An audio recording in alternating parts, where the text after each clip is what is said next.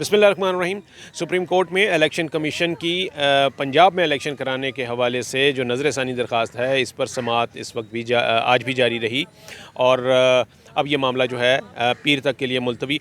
लेकिन ये बात यह है कि है ये नज़रसानी केस, लेकिन इसके ऊपर जितना इसको टाइम दिया जा चुका है अब तक इस केस में, वो भी एक देखा जाए तो एक रिकॉर्ड है कि किसी नज़रसानी के मामले के ऊपर सुप्रीम कोर्ट ने किसी भी एप्लीकेंट को इतना ज़्यादा टाइम दिया हो, चाहे वो कोई इदारा हो या इंडिविजुअल हो या कोई भी केस हो।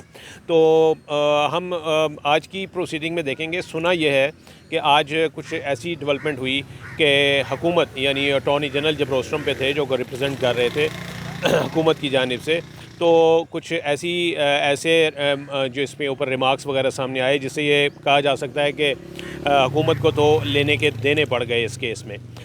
तो अदील से पूछेंगे, अदील क्या वो मामला था?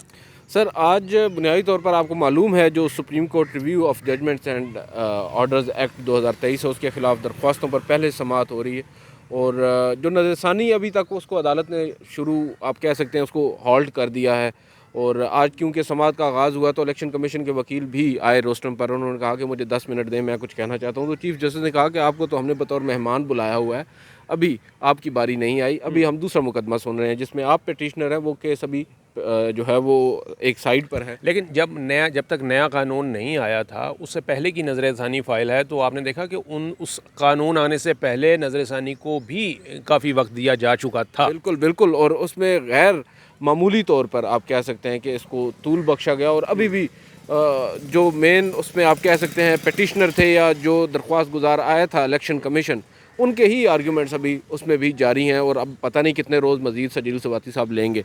आज अटॉर्नी जनरल साहब ने अपने दलाइल का आगाज़ किया तो बुनियादी तौर पर बज़ाहिर नज़र यही आया कि काफ़ी तैयारी के साथ आए हैं।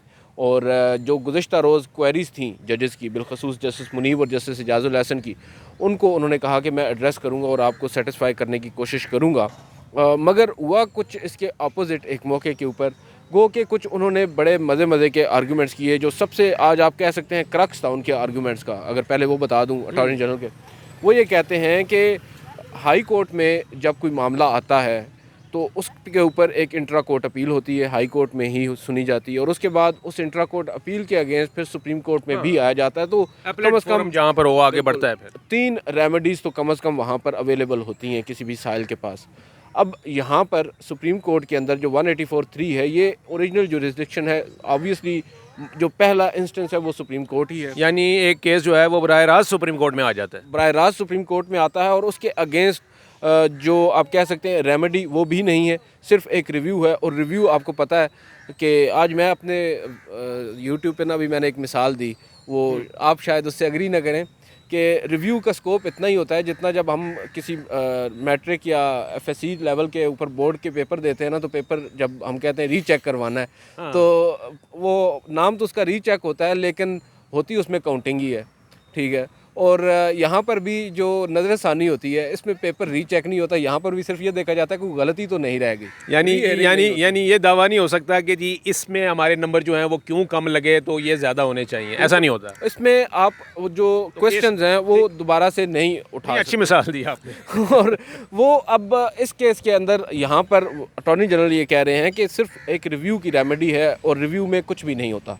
वही 3 जजेस होते हैं जिन्होंने पहले फैसला सुनाया होता है, वही दोबारा रिव्यू सुनते हैं और उसके ऊपर भी 99% चांस होता है कि फ़ैसला तब्दील नहीं होगा।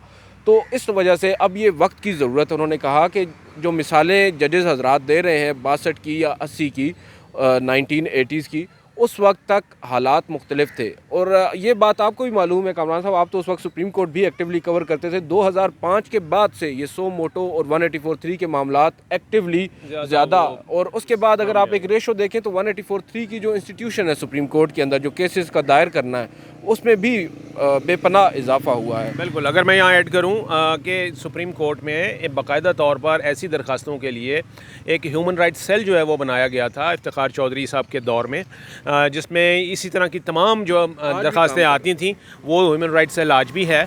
और यही वजह है कि इतने ज़्यादा केसेस जो हैं वो 184(3 के तहत यहाँ बराह रास्त सुप्रीम कोर्ट में आते हैं। तो वो इस वजह से कहते हैं कि क्योंकि अब जो 184(3) है उसका दायरा इतना ज़्यादा वसी हो गया है, तो अब उसके अगेंस्ट जो रेमेडी है उसका भी दायरा कार वसी होना चाहिए, यानी कि रिव्यू जो उसके अगेंस्ट, उस फैसले के अगेंस्ट आएगा जो 184(3) में सुप्रीम कोर्ट करेगी, तो ऑब्वियसली उसमें इतना हक तो उसको दें। चले, ये तो आर्गूमेंट हो गया दिल।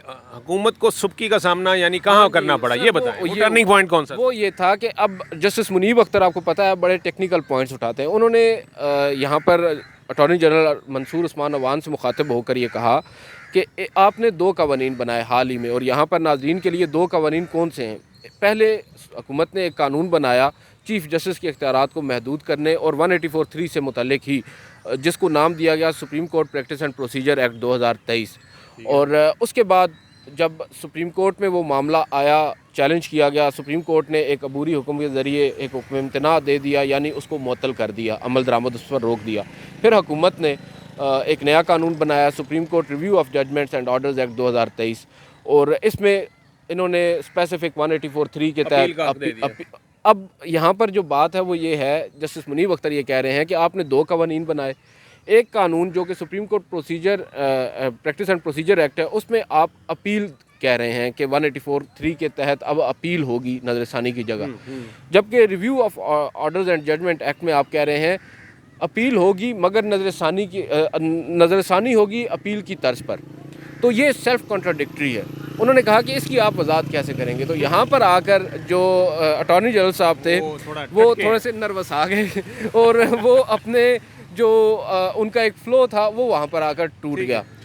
ऑब्वियसली उनके टेक्निकल मामला और कई दफ़ा इतने वो आप कह सकते हैं कि अचानक सवालात सामने आ जाते हैं कि आपको फिर obviously you need to get back to that. तो अब वो हो सकता है कि कल जो नेक्स्ट हेयरिंग होगी उस पर मंडे तक गया है। वो चीफ जस्टिस ने कहा कि हम मंडे तक कर रहे हैं, तो अटॉर्नी जनरल ने कहा कि मेरी मंडे को एक और भी है, मैंने उधर पेश होना है हाई कोर्ट के अंदर, तो अगर आप लोग ट्यूसडे कर दें। तो चीफ जस्टिस ने कहा कि आप सुबह जाना है, उन्होंने कहा जी। तो हम चीफ जस्टिस ने कहा हम दोपहर को कर लेंगे, आप दोपहर को आ जाएं, लेकिन वो इंसिस्ट कर रहे थे कि मंडे को ही समाअत होगी।